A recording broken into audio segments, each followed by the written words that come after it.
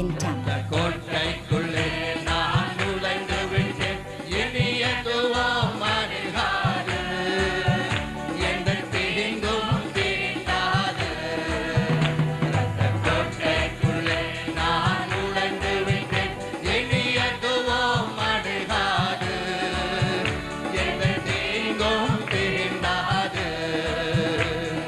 தாய் தன் பிள்ளையை மறந்தாலும் மறவாத என் நேசரே, தாய் தன் பிள்ளையை மறந்தாலும் மறவாத என் நேசரே, ஆயனை போல நடத்துகின்றேன், அபிஷேகம் செய்கின்றேன்,